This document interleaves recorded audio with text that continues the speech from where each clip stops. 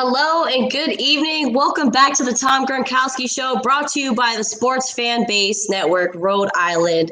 My name is Ruth the Truth, and we have been taken over by a new network called Fans Only Sports Network. So make sure to subscribe to us on YouTube, find us on Facebook, follow us on Twitter. We will give you a follow back. Hit that subscribe button. And if you're tuning into this video, if you could just hit that share button down below so everybody can check out this great episode of the Tom Gronkowski Show 2.0.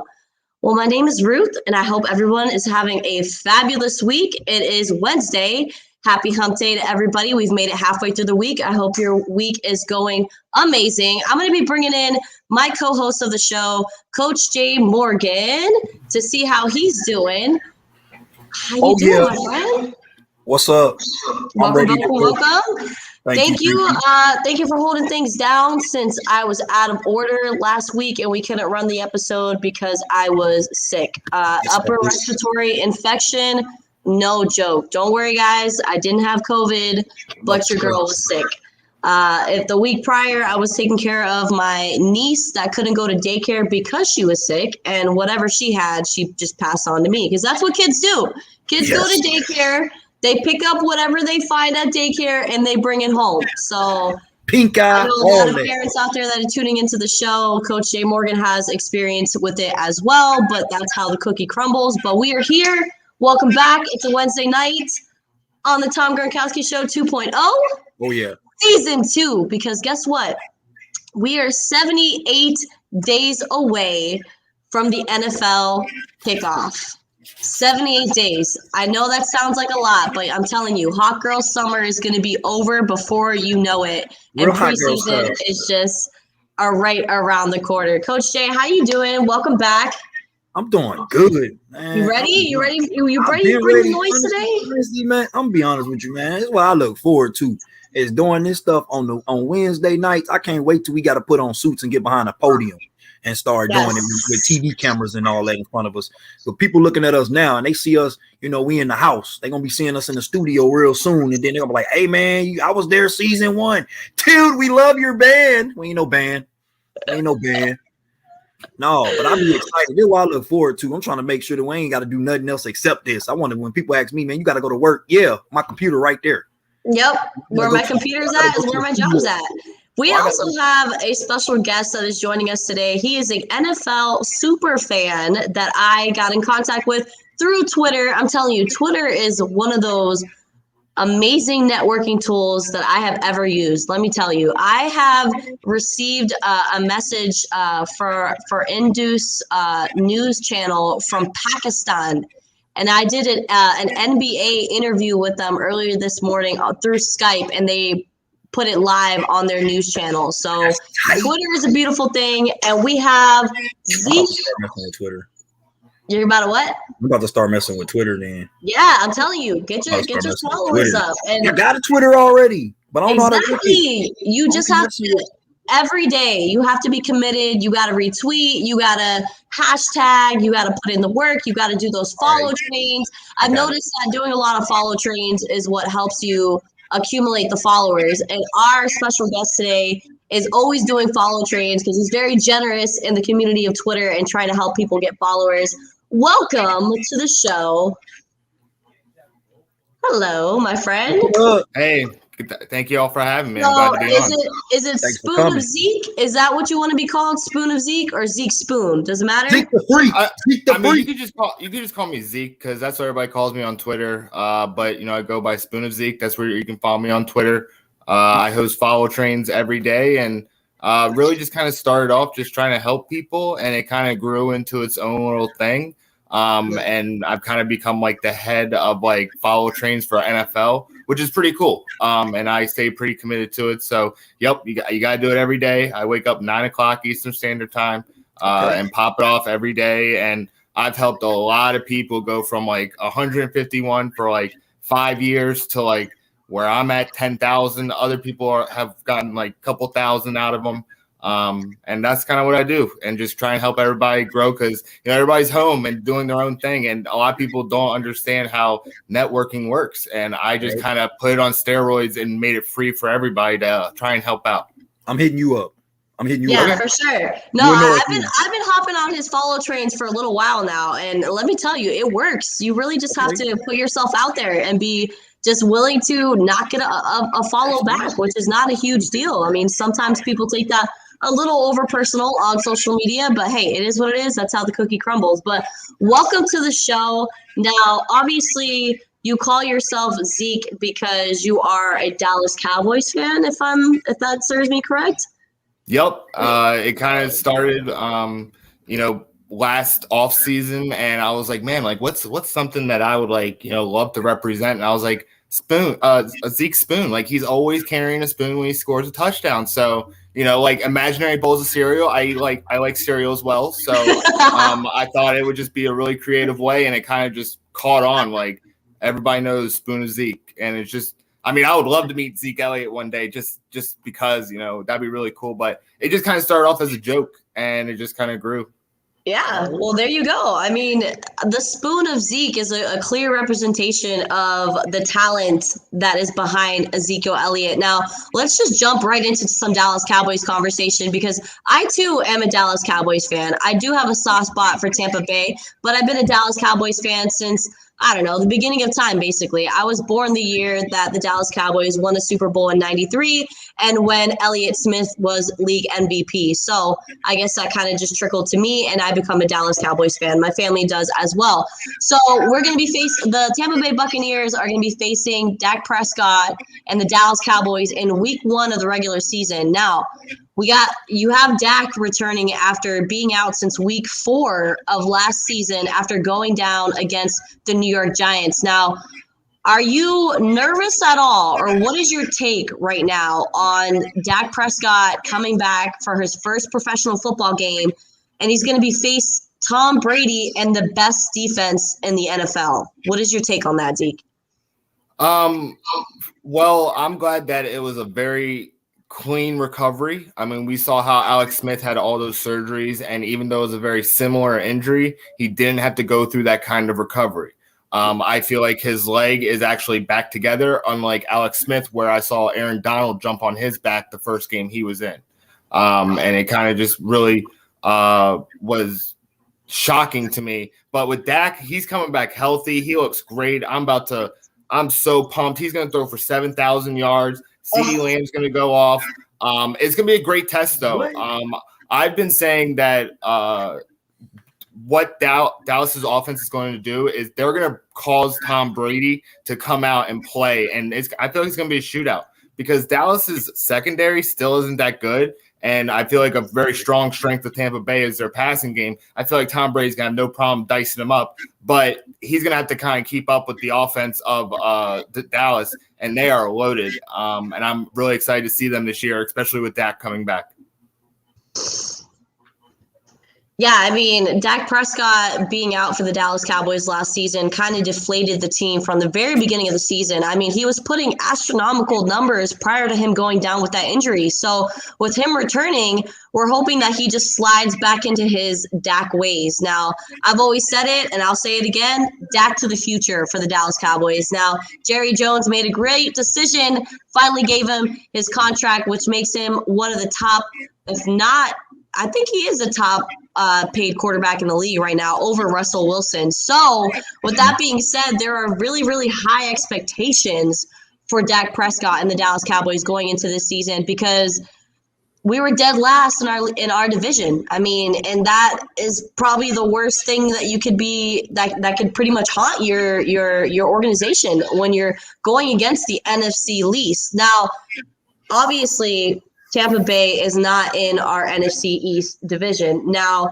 is there any team in that division specifically, whether it be the Washington football team with Ryan Fitzpatrick or Jalen Hurts in the Philadelphia Eagles? I'm not really going to dive into the Giants talk because I haven't really been worried about the Giants and Danny Dimes. I'm not a firm believer in Danny Dimes. He's got deer legs, poor guy.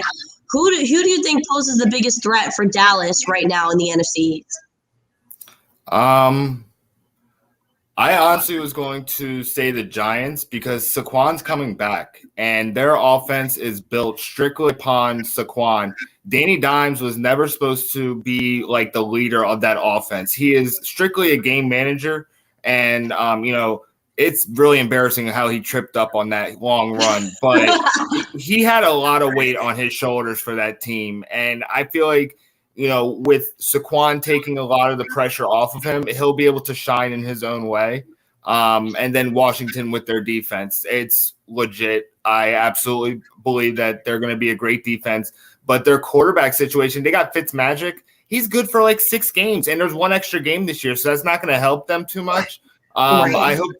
I hope that he does do well. I love Fitzmagic. I honestly do. He's a great personality. I hope he becomes a coach or an announcer or something. Sucks he's in Washington, but whatever. You got to get paid. I understand. But those 2 teams are the ones that I'm worried about in any kind of sense. Philadelphia, they can just keep burning there. I don't really care. I really don't like Philadelphia at all. They're just. They rode so much on the success and then built and then tore it down extremely fast as well. It doesn't make any sense. And now they're trying to pick up the pieces. And Jalen Hurts, he is okay, but I don't think he's the answer. And they're not even really committing to him. And that's kind of strange. I feel like that they have more issues than just offense, defense, special teams. There's deeper organizational issues in Philly. Yeah, now, Coach, I'm going to let you take over and ask our guests some questions, but I do agree with you. The Philadelphia Eagles is probably my most hated team in the NFL, and not only because they're in the division with the Dallas Cowboys, but just because they've kind of made a mockery of themselves in the past season. They've had so many ups and downs. They fired their head coach. Coach pulls Jalen Hurts out in the final game, killing their chances of winning. It's just a lot of mess going on with that Philadelphia Eagles organization. So I've always been a true advocate on their failure. Coach Jay, I'll let you take over. They got a lot of problems over there in Philly. That is no lie. The only time I want to see Philly is if I'm thinking about a cheesesteak, because that's all they worth. Because right now, I'm just like you saying, y'all both saying, hey, I'm not worried about the Eagles. If the coach pulling out a guy that's actually going to give them somewhat of a chance and he pulling them out, I would never do that. You're not going nowhere. You're getting me yards. You stay in until I tell you to come out or until you get hurt. Then we'll go from there. But as far as I got to know, so what do you think the Dallas Cowboys chances are of making the playoffs this year? As long as Dak stays healthy, I'm very high on it. I think the X factor this year, as hard as this for me to say, it's going to be Tony Pollard. Everybody expects Amari Cooper and CeeDee Lamb and Dak and Zeke. They always expect those guys. But Tony Pollard showed me a lot last year. I was very impressed with his versatility. And it was kind of funny with Zeke. He dropped 6 passes on swing passes, screens. It was embarrassing. It was almost like COVID took his powers like the Monstars in Space Jam. I was highly concerned about it. But that gave us a chance to see Tony Pollard. And I believe that Tony Pollard is the future running back for the Dallas Cowboys. Zeke is more like a goal line guy now at this point. He's not even a full-time running back like Derrick Henry, but Tony Pollard, he's the X factor this year. If he goes off and Dak stays healthy, they can absolutely make the playoffs, no problem. Okay, check this out. So what if Dak get hurt? We not gonna put it on Zeke? I believe in running the ball, and then it opens up my play action for me. I don't come out straight passing unless I just know that the team I'm going against, hey man, they've been seeing us run the ball first play for 7 games. We're going to come out, hit them with a play action on the first play. Or I'm just going to be hey, this is open based on their defense. So we're going to do this right here. But me, I just run the ball. If I got a guy like Zeke now in the back, I'm running the ball. Last year, I did not understand why everybody looking around they don't know what to do. Zeke, Dak gone. It's you.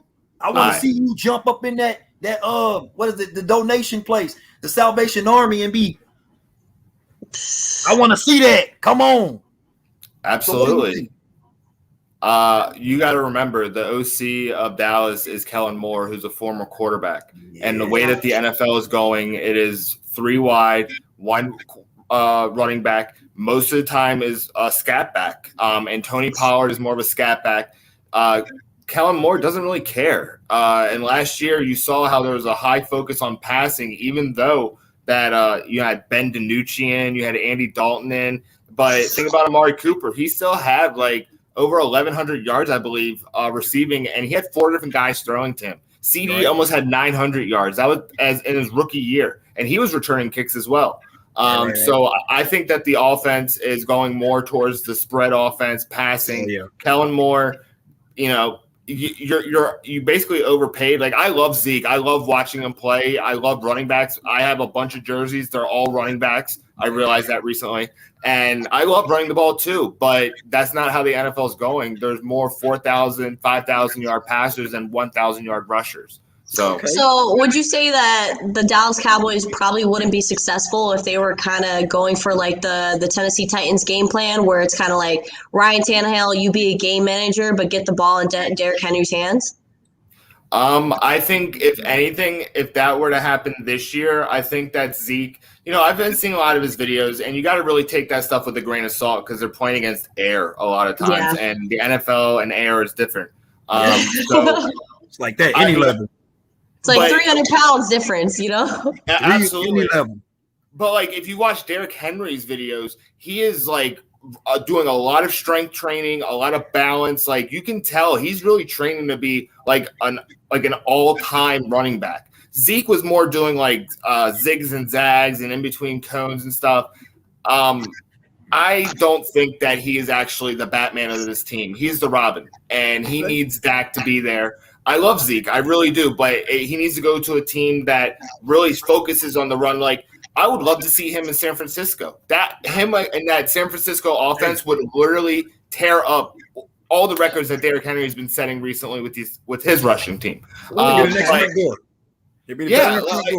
Like, he would be amazing in San Francisco, but Dallas is not like that anymore. You're going to see a lot of shotgun. You're going to see them take advantage of the wide receivers, and they also are getting their 2 tight ends back. So they're getting Jarwin and Dalton Schultz. And Jarwin was doing good before he got hurt, and then Schultz really came up and did well, even though the quarterback situation was pretty terrible last year. So, you know, that's how I feel. Ladies and gentlemen, make sure y'all call me because I run spread and I run the ball out of spread. I run ISO, trap, dive, you name it, crack back, toss. I make so another purpose of this podcast is to promote Coach Jay Morgan to be hired by the NFL. Some team needs to come pick up because he's been a coach for football for so long. He knows the X's and O's really well. So if anybody needs help, give him a call. You'll find him here on the Tom Gronkowski Show 2.0. Dolphins, call me. I'm right here. Duval, I don't know, man. Y'all be shooting too much for me, man. I don't know. I ain't messing with y'all a bit.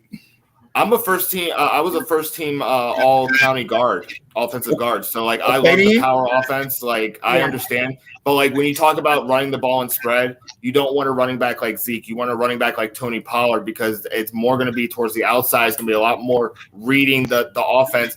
Zeke is more like the Le'Veon Bell type, and that's almost like a dinosaur at that point. Like, their style, it's weird. It's very weird. But I'm not. Look, I love Zeke as much as I do, but I try to be a realist about my fandom. And he's a very dinosaur-like type. And like, think about Mike Allscott. He was one of the greatest fullbacks of all time. He rushed for like 1,000 yards, which is awesome. I love that guy. But he would not play very well in today's offense. And I get what you're saying. It's like DeMarco Murray. Like, when Murray went to the Eagles is in spread. So here's the thing about it, ladies and gentlemen. When you're in spread and I give you the ball, you're mostly going across. You're not going straight. You're going across. Me personally, I mix it up because if I got a big back like Zeke, I'm going shotgun, sometimes and all that, because I know I got the guys up front to do that. So I'm going to run a little bit of zone, and I don't call it like run outside zone or inside zone. No, zone left, zone right. We reading off of this guy. The tackle going to tell us where to hit it at, in or out. With my offense, you also can go under center. This is what I do if I'm going to playoffs. If I'm in playoffs and I ran spread the whole time, with my offense, I can run the same exact stuff under center. Then I say, Zeke, we're going to be, line up behind them. You're going straight ahead. Straight ahead. I'm going to trap for you. I'm going to run power for you. I'm going to kick it off with the counter. We're going to do the Bucs sweep with you. all that. I want you to touch this ball. So I get what you're saying. You got to see my offense, man. It'll make you want. But you're a different type of coach than what's in the NFL, because all these guys are thinking about their egos and they want to run their system and they don't care about who's there. It's not to maximize the potential of the players that are there. I coach lacrosse and I've maximized my players. I put a very simple offense in because it just makes everybody move and there's no concentration on nobody. It's whoever's open gets the ball and take that shot. Yes. That's how I feel. And me and you are very similar in that sense. But guys in the NFL, it's a better boys league. You know what I'm saying? Like it's like a club. That's why the good teams is the ones that tell everybody, hey, shut up and just do this. This is what you're gonna do. I'm not asking you, I'm telling you. But check this out, you coach lacrosse? Yeah, I gotta play for you. The Flying V. The Flying V. Interesting. I did it in Atlantic Coast in Jacksonville with the lacrosse coach. It works because lacrosse is basically like hockey, only the ball is not on the ground. So you get it. Speaking of hockey, I'm actually watching the Tampa Bay Lightning Game 6 against the New York Islanders, and it's looking pretty good so far. The Tampa is up 2-1. They're in the second quarter right now, 3 minutes left. But did you guys get a chance to watch the Lightning game the other night when they whipped the Islanders 8-0? I saw a little bit of it. I like hockey. Yeah. I love hockey. Wasn't even really worth watching because it was just that much of a butt whooping, and there was really no answer by New York. And what can I say? The Tampa Bay Lightning should be taking this series and be on their way to the Stanley Cup. But let's jump back into some Tampa Bay Bucs conversation. Now, Antonio Brown, is in the headlines once again. I don't know if you guys found out, but today it was released that the Tampa Bay Buccaneers wide receiver Antonio Brown's probation from when he got into that battery case with the truck driver has been terminated a year early. So that's right. If you think that Antonio Brown has a long career left in the NFL, or do you think that he could possibly get into some more trouble that will probably put him back on suspension and no one's going to re-sign him? I can't believe we're still talking about this guy right now. It blows my mind. Like, he is a talent. Don't get me wrong. He is an absolute talent. When he is locked in, he's one of the best wide receivers in the league. But the thing is that he needs a handler. And right now, I think that living with Tom Brady kept him under extreme wraps. You know, Tom don't take no shit. Like, he doesn't. He doesn't. And I'm telling you. But the thing is that even with all that, he still didn't produce like eye-popping numbers like he did before. Right. You would see flashes. So right now, I think that he's going to be one of those sad stories that we talk about 10 years from now. Like, man, that guy AB was awesome for like 2 years. And then he just like went crazy. I think once I'm happy that he's back in Tampa Bay because I think that it's a good step in the right direction for him. But I am not – if he goes anywhere besides Tampa Bay, I don't think he'll have any success because he just won't be able to stay out of trouble. Like, imagine like I couldn't imagine him in Baltimore. It's just those kids having fun. Like Lamar Jackson, Marquise Brown, like they're having fun. They're enjoying their time. They're playing their offense and stuff. But Antonio Brown going into that mess, I'm not interested in that. But I hope he does very well. But I just see he's going to be a sad story 10 years from now. Well, let's see how that ends up because he scored a touchdown in Super Bowl 55 and helped the Tampa Bay Buccaneers win their Super Bowl championship. So I'm hoping that that's given him a wake-up call and he's going to stay out of trouble and stay, attached to Brady's hip and have a great season. Now, I want to ask you this. There is a lot of strong wide receivers for the Tampa Bay Buccaneers, probably close to almost the offensive talent that we see on the Dallas Cowboys. So out of Mike Evans, Chris Godwin, and Antonio Brown, who do you project to have the most catching yards by the end of the season? Honestly, I think that Chris Godwin will. He's more the type that Tom Brady likes. He likes those slot guys, those quick guys. But Mike Evans is still a beast, and he's still going to get factored in. And, when he had Randy Moss, we were all like, what the hell is he going to do with him? And they ended up setting records. And I'm not saying he has the same arm strength that he did 10 years ago, but they will figure out a way to get Mike Evans involved in the game. But it's going to be Chris Godwin because there's going to be a lot more opportunities for him because he's just going to get like a steady diet, maybe of like 10 targets a game, and he has a high catch percentage. So I think Chris Godwin's going to have enough. He's right with Randy. Do you have anything to add to that, Coach Shay? Yeah, he's right because with Randy Moss, everybody thought, well, we know you're gonna go deep. You got Randy Moss, of course. But the difference is between having Randy Moss and Ocho Cinco is Randy Moss actually knows football, so he can run a slant or he can run a screen or he can do like a curl for you or a hitch and go. You ain't got to worry about this. So Randy Moss, when they was playing, hey, Randy Moss, a football player, so we can throw any route to him. Same thing with Evans. He can run deep. He can run a slant. He can run curl. He can run a drag. He know all the in, out. He know curls, hitch and goes. He's good. So he's straight. Right. Now, Godwin, he going to be the guy because he's, like you said, he that burner. He that one that I'm going to throw the fake screen to Evans and then let him go straight up the field and then, boom, catch him over the top. So he's the guy. But the rest, y'all just, get in where you fit in. So when we have the conversation. So when we have the conversation of who's the best wide receiver for the Tampa Bay Buccaneers right now, are we choosing Chris Godwin over Mike Evans? No. You didn't say that. No. No? Did you elaborate for me? Chris Godwin's good. Chris Godwin's good. Don't get me wrong. I'm not saying he's bad at all, but he's just going to have more opportunity than Mike Evans. But Mike Evans is an absolute talent. Imagine him with Patrick Mahomes. He literally could not – Patrick Mahomes could not, like, underthrow him in any kind of way. That would be amazing to watch. But he's with Tom Brady. He knows the role that he has to play. He got a ring out of it. Do you know how hard it is to get a ring in the NFL? Like, even though they have like 53 players on the team, you think about the NBA, man, people are just getting rings like it's candy, like it's a vending machine, and the NFL, it's so hard. And that's why 22 guys came back for the Tampa Bay Buccaneers, which was incredible. It was a historic comeback, and I absolutely expect them to be in the Super Bowl again, like barring like injury to major personnel, specifically Tom Brady, because he can make Walmart cart guys wide receivers that just go off for Super Bowl MVPs. So you're spitting facts right now, Zeke. I cannot thank you enough for coming onto the show. So now that we're talking about Tom Brady and possible injury and the collapse of the Buccaneers, how do you think their secondary for the quarterback position shook up after the draft, the NFL draft? It's just guys sitting there, like, right. Like it doesn't matter who's the backup for Tom Brady as long as. Like, the thing is that after he got hurt that 1 year where he, like, tore his ACL because he got hit low, they literally changed the rule book for him. There's no way that they're going to let anybody touch Tom Brady because he's the greatest product that this NFL has ever seen. Hate all the greatness that you want, but he's one of the greatest, and there's nothing you can do about it.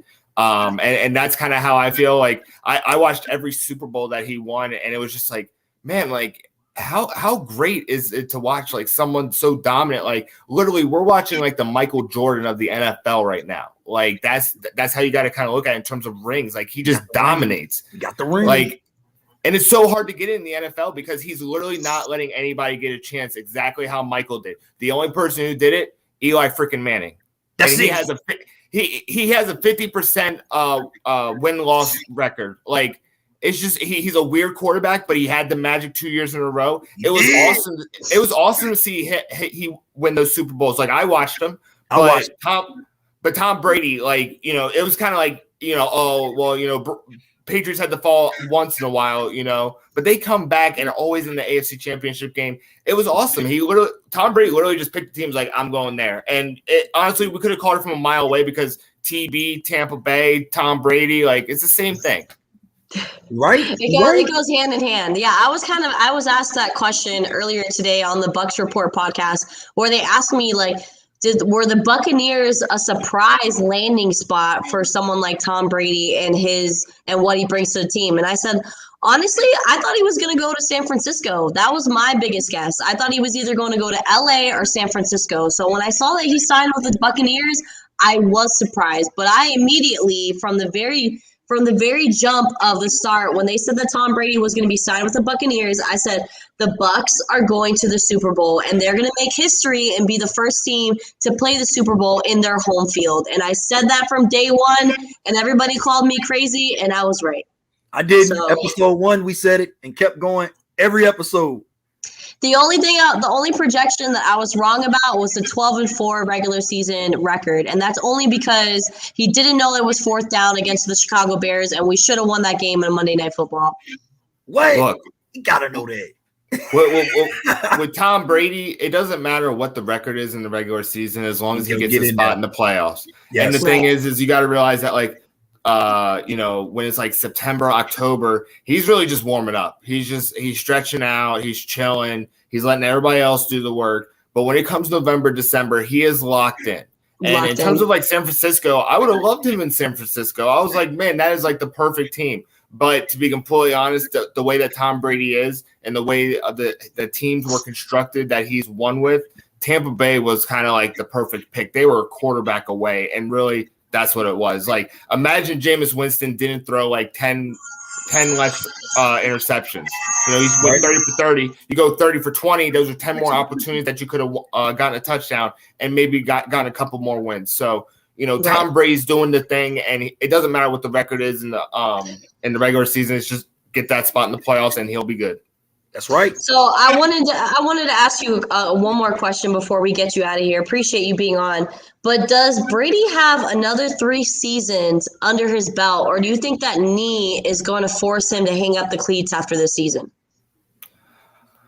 I've never seen, like, the only people that we've seen do this kind of like body reconstruction and take care of this, LeBron James. And LeBron James has had literally the longest prime of anybody in the NBA, which is highly impressive. And, you know, say all you want, but he got second team All NBA this year, and his team had some injuries and got bounced in the first round. Who cares? And people will still turn on TV to watch LeBron. And same with Tom. 3 years. I mean, honestly, I think this guy will play until he dies. Like, like the way that's fair. That's really fair, honestly. I mean, the way that he's been like taking care of his body, and like, you know, when you hear like Rob Gronkowski doing like the water diet that Tom Brady does, he's like, dude, I almost drowned like in my water. Like I couldn't do it. And like Tom Brady does this like just chilling. I think he's gonna play as long as he wants to. 3 years. It's kind of weird to put a time limit on quarterbacks because they don't really take too much damage. Like running backs, they have a shelf life now of like 3 years. If you go past 3 years, you're pretty much damaged goods at this point. Yeah. It depends on the offensive line. It really does. It really does. But like, you know, with Tom Brady, he almost gets like younger. Like, it's weird. It's very weird. Like, the numbers that he put up this year were really similar to the numbers that he put up in like his 04 season. And that was what, 15, 16 years ago? It's incredible. If he don't get touched. If he don't get touched, Tom will win the game for you. Yeah. He will win the game as long as he does not get touched. When he was getting touched, throwing interceptions, throwing off the back foot.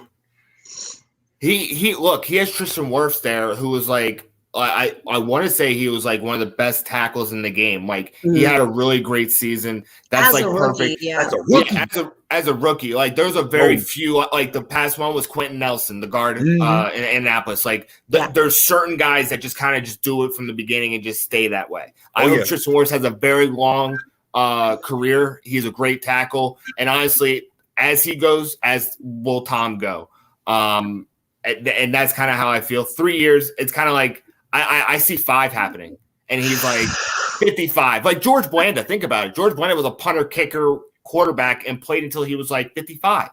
And this guy, his arm hasn't fallen off like Peyton Manning or Drew Brees. He's still there. Yeah, and like he's learning a new offense. Like people were saying, like, oh, you know, the 4 or whatever. Dude, he's learning a new offense after having the last 20 years being in one offense. Like, give the guy a little bit of a break. I don't care who you are. Football plays from, you know, in the nomenclature is like completely different. So relax. I think this guy is going to give at least 5. I mean, as long as he's winning and getting into the playoffs, I think he'll keep going because he just is that kind of competitor. He just like, as long as I'm good, I'm good. Like, I'm going to keep going. And that's why he's doing all this crazy crap with his food. Like, you can't have like nightshade or what. It was like you can't have tomatoes because it's like a nightshade or something. And I'm like, that's way too much for me. Something about mushrooms too. Like you can't eat mushrooms. I don't even know why because I thought mushrooms were like a healthy protein. But I guess in the TB12 diet you can't have mushrooms. So I'm like, oh well, I guess that eliminates me. It's air and water that he does. That's all he Air does. and water. Air and water. I don't get it, but he makes it work. And he went to TB. And honestly, it's like a great branding opportunity. Like, he is a businessman. He does have an idea of like what he's doing. So Right. I think he's just going to keep dominating the league. And until Patrick Mahomes or Lamar Jackson or whoever comes up next, Deshaun Watson, if he ever comes back to the NFL, or Kyler Murray, when those guys start coming up, but they got to get through Tom Brady, and Tom Brady's the boss right now. Like, it's like a video game, man. He's the final boss, and if you beat him, that's absolute greatness. Like, that's GOAT stats. Eli Manning, he didn't really continue that success after those 2 wins. Right. It wasn't like sustained success like Tom Brady. So that's all right. He excited because he could throw it in Peyton's face. I beat Tom twice. Exactly. From Tom. Think about how many guys got stopped from the Super Bowl. Like, Brett Favre did win one, but like when he was like really popular, it was like the late 2000s and on, and he just got completely stopped in the Super Bowl and stuff. And Tom Brady was just Saints. Like, some people just don't have Super Bowls that they should have had. Like Peyton Manning, the guy should have honestly had like 5 Super Bowls on the way that he plays. Like, and he had Marvin Harrison, Reggie Wayne, Dallas Clark. Like, those guys were awesome to watch. But they getting them killed. They getting them killed. Pay got his neck broke because of them. They getting them hit. They didn't support him correctly, but he had the wide receivers to put up huge numbers. Yeah. And it's just crazy. Like, there's just certain people that just should have had more Super Bowls, and Tom Brady stopped them all. And he's just been whipping ass since he stepped in and took the job from Drew Bledsoe in 2000. Oh yeah, Drew, you ain't getting that back. So who would you say is going to step into that face of the organization once Tom Brady takes a step down? Is it going to be Patrick Mahomes, or was his GOAT status, harmed in any way by losing to Tom Brady in the Super Bowl? It definitely wasn't harmed by losing to Tom Brady, because everybody loses to Tom Brady. Like, it's just kind of like a rite of passage. It definitely could be Patrick Mahomes. He really needs, like, I had him in fantasy last year, and I was really disappointed with like the numbers I was expecting from him, and he wasn't giving them to me. Aaron Rodgers. It should have been Aaron Rodgers numbers that he was giving up, and he could have made a lot more use of like Tyreek Hill, Travis Kelce. He's got a huge contract, and honestly, he has huge standards to live up to. But if there's anybody to live up to him, it's going to be him. And then also Lamar Jackson. As long as they need to change the offense in Baltimore. Like, I'm just being completely honest. They need to change the offense, because you cannot last like that. He is literally like being played as a running back when he does have throwing ability. And there's like RG3. Yeah. Oh my gosh, that guy used to run like a scared deer, and I remember watching him dislocate his ankle just doing a rollout, and I was just like, "That's the end of RG3 as we know it. We're never going to see him again." Nope. And sure enough, apparently he ran like a 4.3 something. And I'm like, that's horse shit. Like, I'm sorry, I didn't mean to cuss, but like he there's no way he's that fast, But yeah, it would be Lamar Jackson or Patrick Mahomes, and I think if you have continued regular season like success, like the numbers of like Peyton, Drew Brees, that kind of stuff, and you also start having a couple runs in the playoffs where you're getting deep and there's like close games and stuff, and it's not your fault. Those two can easily become the face of the league. Yeah, absolutely. Now, before we say goodnight to you, because I was only expecting to have you on for 20 minutes, I appreciate you taking the time to hang out with Coach Jay and I. Can you give us a score prediction for Week 1 against the Dallas Cowboys and the Tampa Bay Buccaneers? So I was on another show, and they said the over-under was like 52.5, and that's like 20. It was like 26 points a team. I think it's going to be like a 32-35 kind of game, and I think Dallas is going to win. I'm just going to say that Tom Brady sometimes struggles in the first week just because you're just getting warmed up.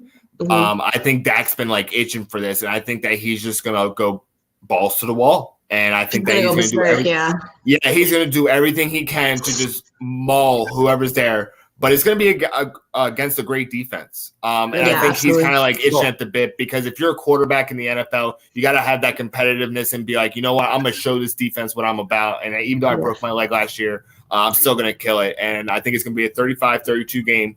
I think Dak's just going to go off and force Tom to have to try and like keep pace with them. And I feel like that's going to be the game all year with Dallas, and that's kind of how I feel.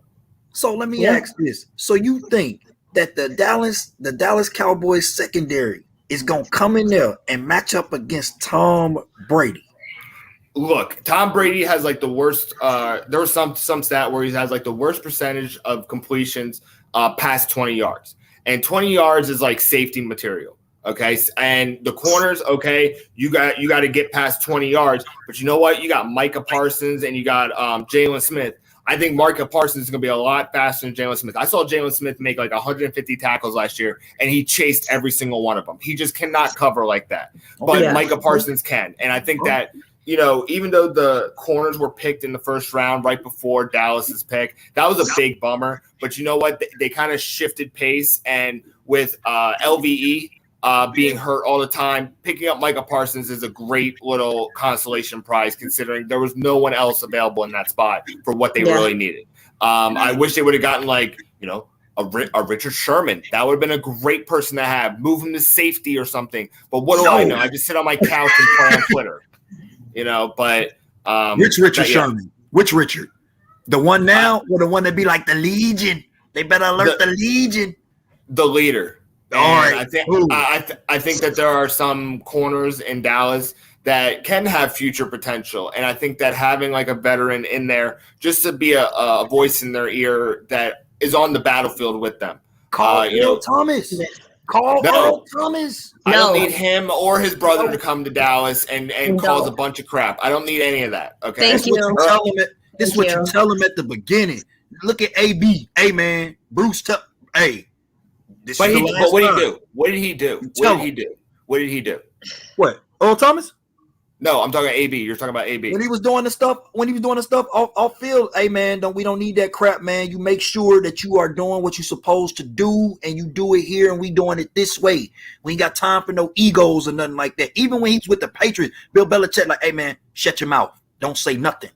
Okay, so for his production, would you have had him on your team? If you were the head coach, would you want to have that headache of AB for the small production that he had? I don't care if Tom Brady wanted him. I wouldn't have him on my team. That's a huge distraction, and that causes a lot of rifts with player chemistry. To me, I ain't gonna even lie to you. I look for killers. Like every time I've been to a high school or something, they always tell me, "Oh, Coach J, this person don't listen. This person, he got a bad attitude." Yeah, okay, I do too. Hey man, this is what you gonna do? Oh, I'm not doing it. Bye. Get out. But I was saying the production that he gave last year, would you be willing to accept that kind of production for the headache that he was causing in the background? I'm not saying we know he's a talent. Right. If you're not producing and you distracting the team and you out of here. Get out. Right. Get out. So that's what he's saying. That's what he's saying, Coach. Like if the Tampa Bay Buccaneers would have known the production that Antonio Brown was going to accumulate in the regular season, would it have been worth signing him when they did? Like I think it was he had to serve an 8-game suspension before coming in. Yeah. I'm like, I'm sorry, Tom. I don't know what you want me to do. So, Zeke, would you say that the Tampa Bay Buccaneers probably made a mistake re-signing AB? Was that a surprise that he got re-signed and he's returning? No, because he's Tom's guy. Yeah, Tom wants him. But the thing is that I don't care. You're a football player. You're not a babysitter. And you're a grown man. You need to do your own stuff and stay out of trouble. I saw the stuff that he was getting in trouble for, and it was dumb stuff. Like, you shouldn't be doing that. T.O. stuff. But T.O. produced. And that's the problem. T.O. produced. No one could fault his production. And that's the thing. He could talk all he wanted because he produced.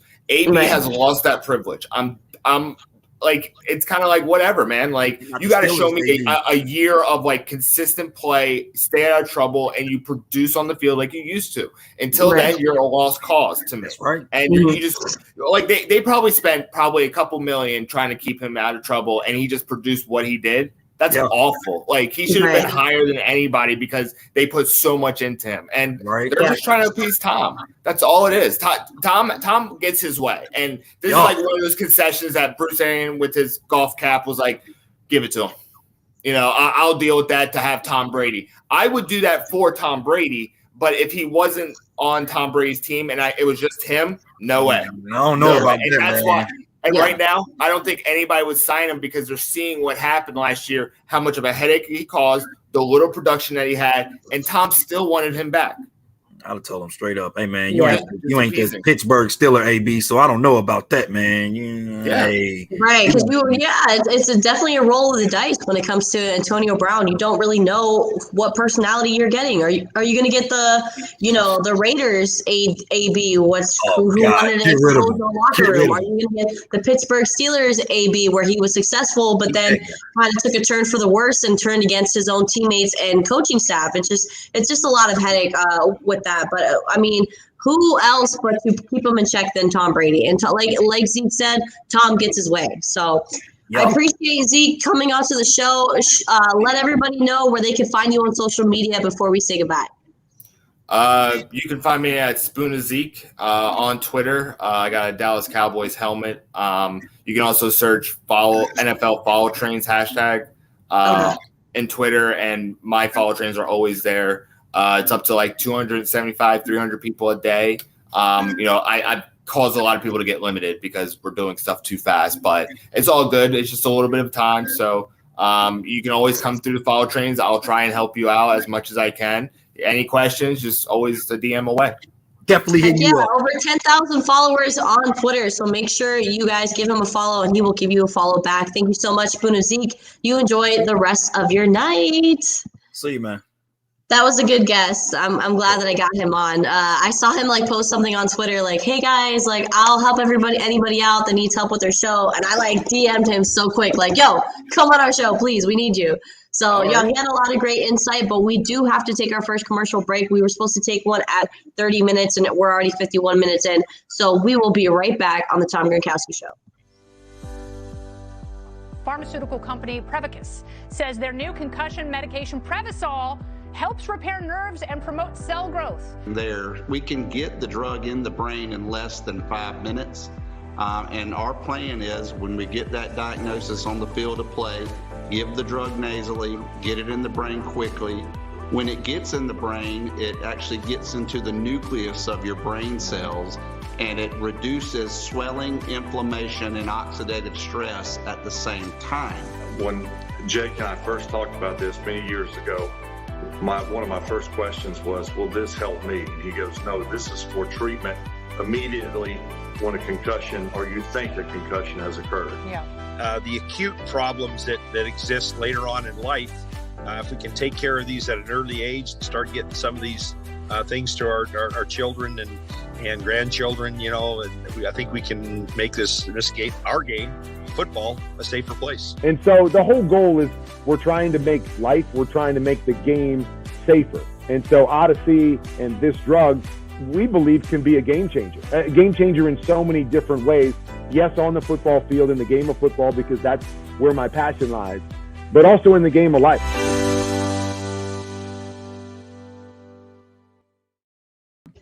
I think the assumption comes from the belief that it'll just be exactly like it was last year. I think that's what you got to not fall into, is that, this is the way it worked last year, so this is the way it'll be this year.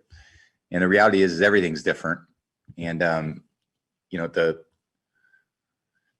the teams will approach you a little bit differently. You're kind of the team everyone's watching now. So there's different degrees of expectation. There's more external noise. There'll be more people that are wanting to come to games, more opportunity to do things outside of football. And I think the reality is you got to stay focused on, what's really important. How do you improve? How do you get better from week to week, day to day? Improve your routine, improve your communication with your teammates, with your coaches. Not allow your mind to really, fall into this position that you make this assumption that just because you did something in February that you'll do it again next February, because that's not the reality of football. It's way too competitive. Even the games, a lot of games we won last year were very razor thin margins. One or two plays, make the difference in every game. So I'm, from how I feel about it and how BA has talked about it with our team, he's done a great job of keeping us focused, keeping the intensity there, allowing us to continue to work out together and communicate and make improvements that we need to make, because I feel like, we're not finished products. And it was really our first opportunity to play together last year. And there's a lot of opportunity for us to grow into something that could be, very different. We got to improve the things that we did well. And we got to, certainly build on a lot of things that we didn't do very well. So all those things can be improved. And I think that's a commitment to a daily process of trying to improve. And that just comes from working at it. And we have a lot of guys who like to do that. Very competitive. Thanks for that, Tom. We appreciate your insight on what he believes the Tampa Bay Buccaneers need to go with the mindset into next season to be a better team. Coach Jay, I'm going to swing the question to you because I got to know your input. What do the Tampa Bay Buccaneers need to do to improve their game and possibly run it back next year? Fix the mistakes that was made last year. The stuff that you are already good in, just get more better in it.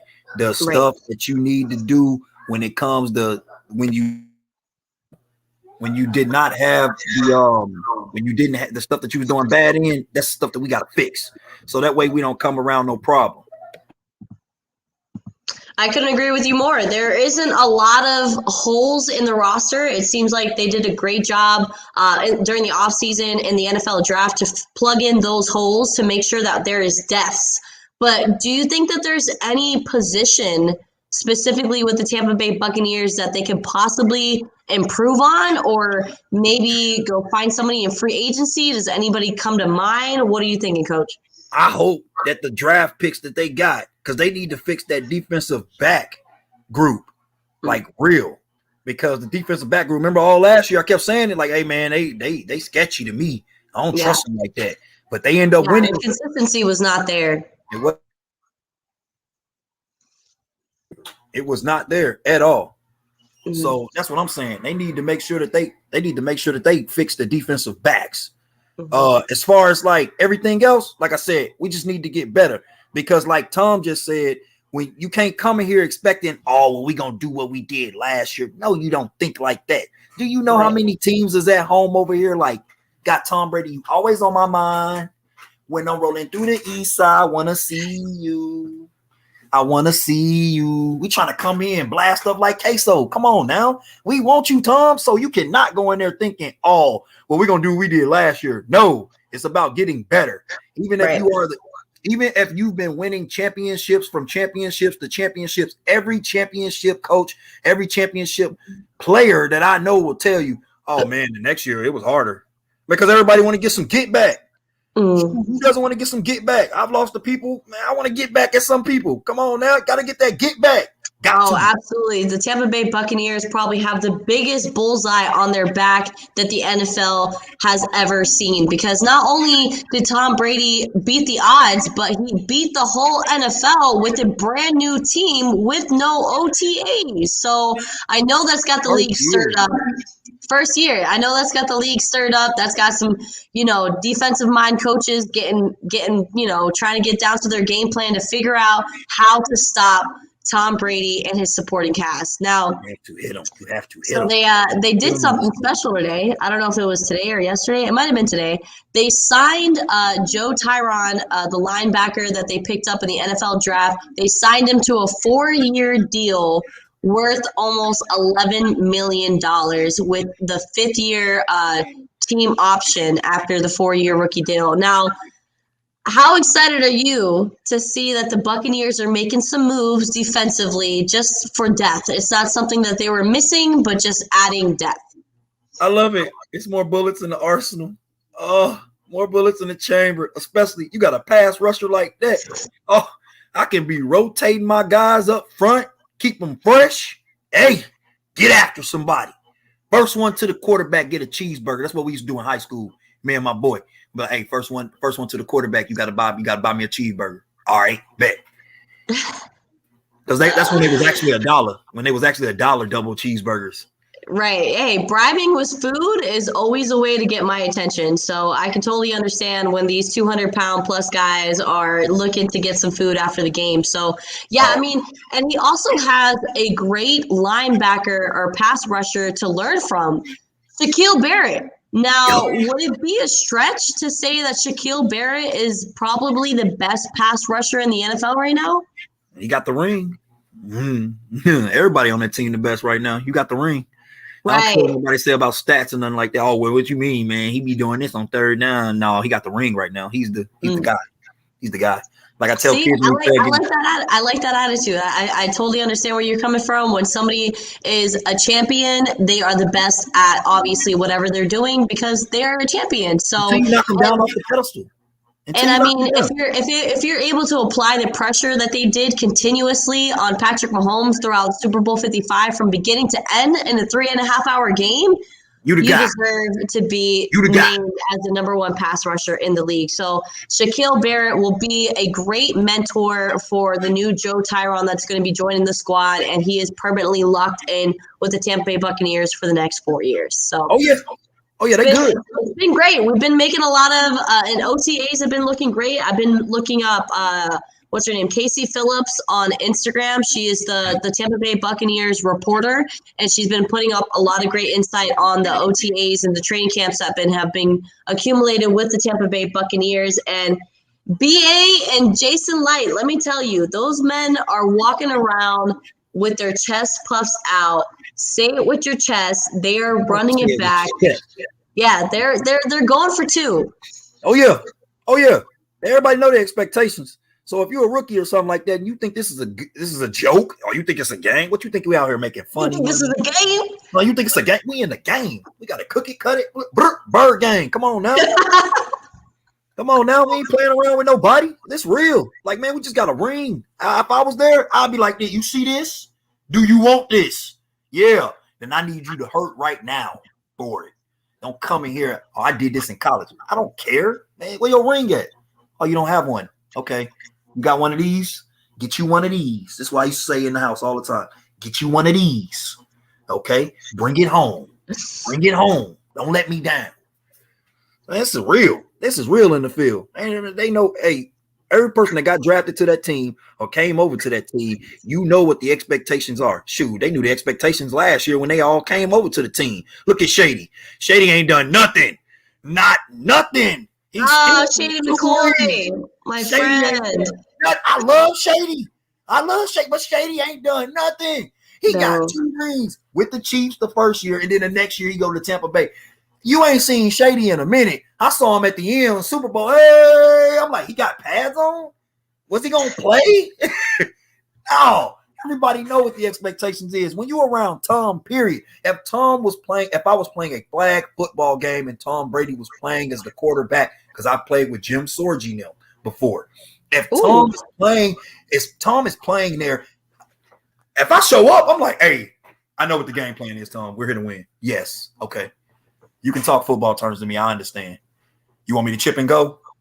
Man, my cousin intercepted Jim Sorgi.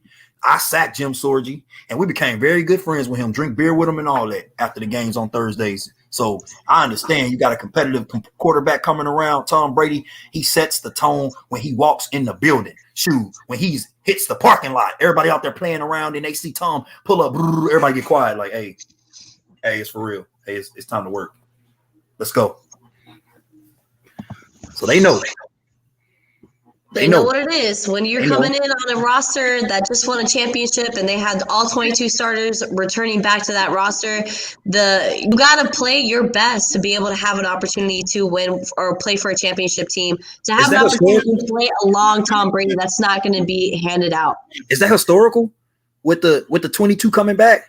Yep. I don't understand why nobody does that. I have been saying it for years. If we just won a championship, you ain't going nowhere. You're not going nowhere. Right. I mean, a lot of it comes down to money. A lot of the players end up hitting free agency, and because they have a championship, they are worth a lot. And obviously, if you make it all the way to the Super Bowl, the whole league has the opportunity to watch you play. So a lot of contracts get bought out at the end of, Super Bowl teams. And Martin Gramatica, who I co-hosted with on the show, he told me the same thing. He said as much as everybody wanted to come back and play, a lot of players knew that they had to take care of their families, and it was about the best opportunity for them. So it was no hard feelings. They still keep that brotherhood. They're still a championship team. But at the end of the day, you got to do what's best for you and your fams. I'm going to do it like Peyton Manning. Take a pay cut. We are coming to the end of our episode. Thank you for joining us on the Tom Gronkowski Show 2.0, brought to you by the Fans Only Sports Network. Make sure to subscribe and follow us on social media, and we will give you a follow back. Do you have any final thoughts before we wrap it up so I can go finish the last quarter of this game one between the Atlanta Hawks and the Milwaukee Bucks? Atlanta Hawks is up 92-90 with 8 minutes and 23 seconds left in the fourth quarter. Ooh, I like close games like that. I'm about to go hit that on. What you call it? I got two things to say. One, I will be following Casey. Hi, Casey. I'll be following you, seeing what you're talking about with the Bucs now. Absolutely. Casey Phillips. Okay, Casey Phillips. I'll be hollering at you, Coach Jay. You already know. Two, y'all make sure y'all keep tuning in with us because we only getting bigger and better. Y'all already seen it. Look at our logo. We ain't got the same logo no more. That's stuff new, boy. We brand new, boy. We upgrade. Soon y'all gonna be looking at us like, why y'all acting brand new? That's all right. Because we brand new. Hey, love it or hate it. Level up. We at the top. We made it. Thanks, Coach Jay.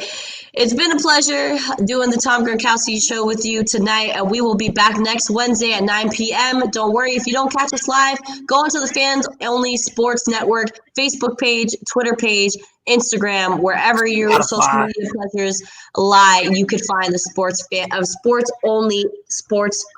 Fans Only Sports Network. That's right. Thank you so much for joining us on the comments. And thank you again to Zeke Spoon for joining us today on the live. He had a lot of great football insight, and it was a pleasure interviewing him about the Tampa Bay Bucs. But that's all for us, folks. We will see you next week. Until next time.